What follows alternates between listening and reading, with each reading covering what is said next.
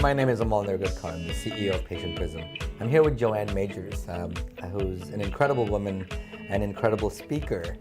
She speaks all over the country to dentists and team members on how to really build great dental practices. I mean, that's really the bottom line.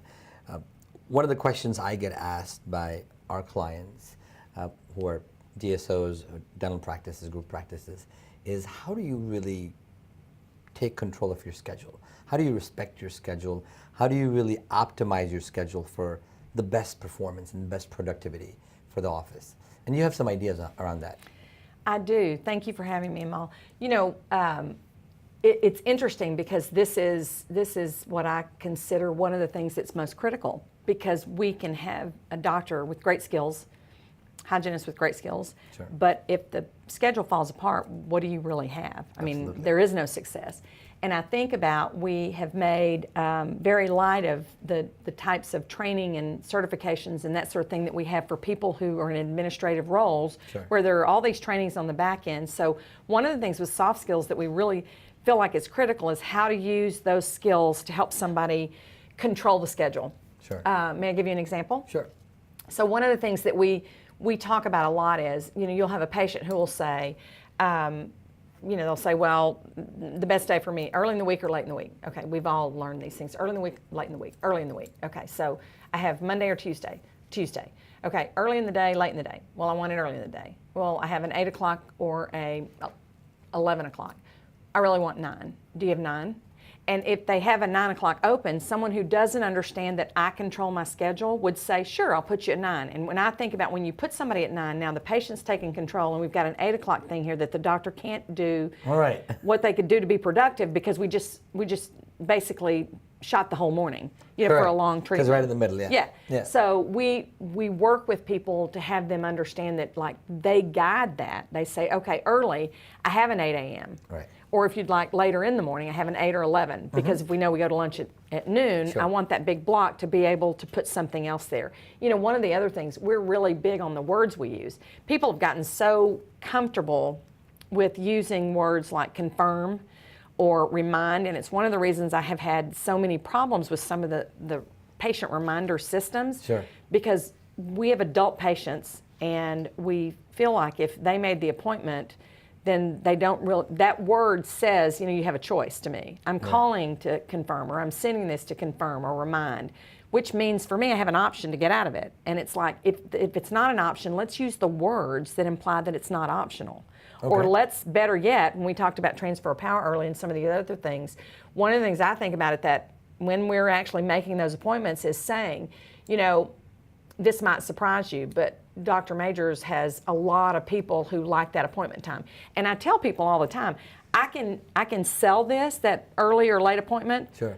to anybody. In other words, you know, a lot of people want those morning appointments because they all want him when he's fresh. Right. You know, a lot of people want those afternoon appointments because they don't want to miss much work. So I can create urgency for either appointment when it's the patient that I'm trying to create the urgency with, to have them understand how valuable this appointment is. Right. So Amal, the only thing I would share with you is, because we have a lot of people that want those morning appointments because they all want Dr. Majors when he's fresh.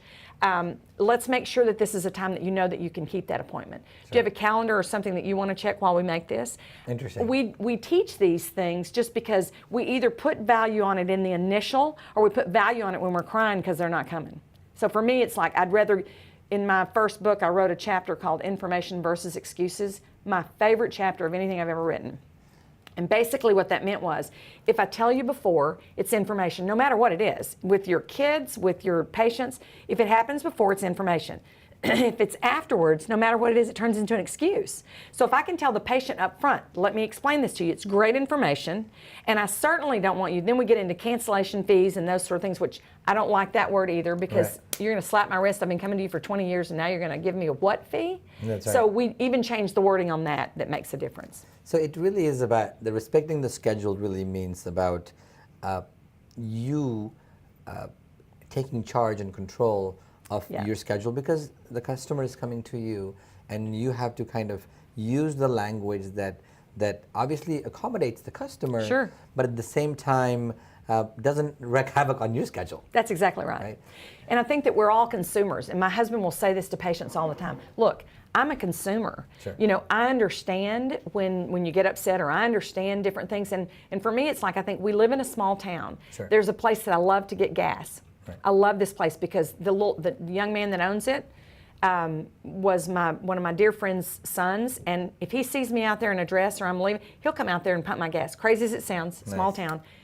You know what? I know if I'm getting gas on a Sunday afternoon or on a Saturday afternoon, there's not going to be anybody there. So what we know is, you know what? I work my schedule around because I like that he's there and does this. That makes sense. And I say, you're a consumer. You know, there's a place I love to get gas and I get this extra help, but I have to work around their schedule. So I know that you appreciate the care, skill, and judgment and the way that we treat you here. Right. So I'm going to say that this is the best option for you to have this type of treatment. This is when you're going to want him to do this. And you make it about the patient's benefit. It is always in benefit statements. For me, that's the number one thing that people get wrong in a practice. And I'm still in the practice some, so I speak to this in a very hands-on way. We want to make them wrong or punish them like our rules or our policies and procedures. They could care less about your policies and procedures.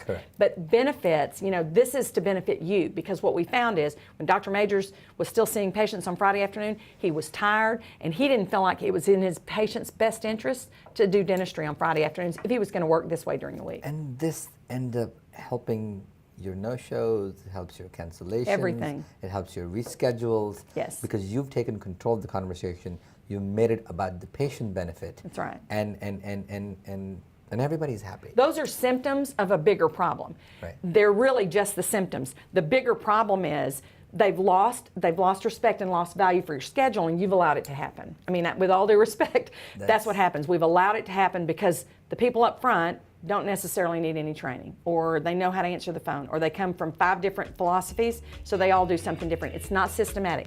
Systems support people and make them successful. Perfect. That's a perfect ending to this segment. Thank you Thank so you much. so much.